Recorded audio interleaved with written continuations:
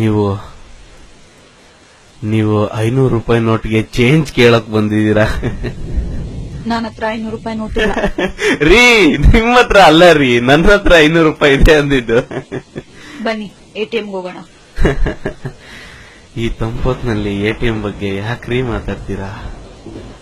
ನೀವು 1000 ರೂಪಾಯಿ ಇಟ್ಕೊಂಡು 1.5 ಲೀಟರ್ ಕಣ್ಣೀರ್ ಸುರಿಸಿ ನಿಮ್ ಕೈಯಲ್ಲಿ ಬಿಟ್ಟು ಬೇರೆ ಇನ್ಯಾರ ಕೈಯಲ್ಲೂ ಚೇಂಜ್ ಇಸ್ಕೊಳ್ಳಲ್ಲ, ನನಗೆ ನೀವೇ ಚೇಂಜ್ ಕೊಡ್ಬೇಕು ಅಂತ ಗೋಳಾಡ್ಕೊಂಡಲ್ಲೋ ಟೈಮ್ ಬರುತ್ತೆ ಅನ್ಕೊಂಡೆ. ಆ ಟೈಮೂ ಬರ್ಲಿಲ್ಲ. ನನಗೆ ಗೊತ್ತಾಗೋಯ್ತ್ರಿ, ಇನ್ನೂ ಚೇಂಜ್ ಸಿಗಲ್ಲ.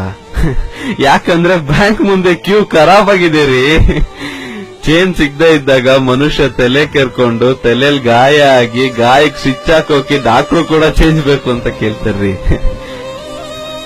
ಅಂತದ್ರಲ್ಲಿ ನಮ್ ಜನ ಈ ಮನಿ ಮಷಿನ್, ಮನಿ ಪ್ಲಾಂಟ್, ATM ಅಂತಾರಲ್ಲ, ಅದರಲ್ಲಿ ಕಾರ್ಡ್ ಹಾಕಿ ಪರ ಪರ ಪರ ಅಂತ ಉದ್ದಾಡ್ಬಿಟ್ಟಿದ್ದಾರೆ ಕಣ್ರಿ. ನಾನ್ ಬರೋಷ್ಟೊತ್ತಿಗೆ ಮಷೀನೇ ಔಟ್ ಆಫ್ ಸರ್ವಿಸ್ ಆಗೋಯ್ತು. 100 ರೂಪಾಯಿ ಸಿಗ್ಲಿಲ್ಲ ಅಂತ ನನಗೇನ್ ಬೇಜಾರಿಲ್ಲ ರೀ. ನಿನ್ನೆ ನೀವು ನನಗೆ ಕೊಟ್ರಲ್ಲ 40 ರೂಪಾಯಿ, ಅಷ್ಟು ಸಾಕು. ಅದ್ರಲ್ಲೇ ಟೀ ಬನ್ನು ಬಾಳೆಹಣ್ಣು ತಿನ್ಕೊಂಡು ಹೇಗೋ ಇನ್ನೊಂದೆರಡು ದಿನ ತಳ್ಳಾಕ್ತೀನಿ. ಥ್ಯಾಂಕ್ ಯು ರೀ ನಂದಿನಿ. 10 ರೂಪಾಯಲ್ಲೂ ಹೊಟ್ಟೆ ತುಂಬಿಸ್ಕೊಳ್ಬಹುದು ಅಂತ ಹೇಳ್ಕೊಟ್ಟಿದ್ದ ದೇವತೆ ನೀವು. ಈ 500 ರೂಪಾಯಿ ಮುರ್ಸಿ ಚೇಂಜ್ ಆಗೋವರೆಗೂ ನಿಮ್ಮ ಉಪಕಾರ ಮರೆಯಲ್ಲ ರೀ ನಾನು. ಮೋದಿ ಸಿಸ್ಟರ್ ರೀ ನೀವು. ತುಂಬಾ ನೋವಾಗುತ್ತ್ರಿ, ಆದ್ರೂ ಈ ನೋವು ಒಂಥರ ಸ್ವೀಟ್ ಆಗಿದೆ.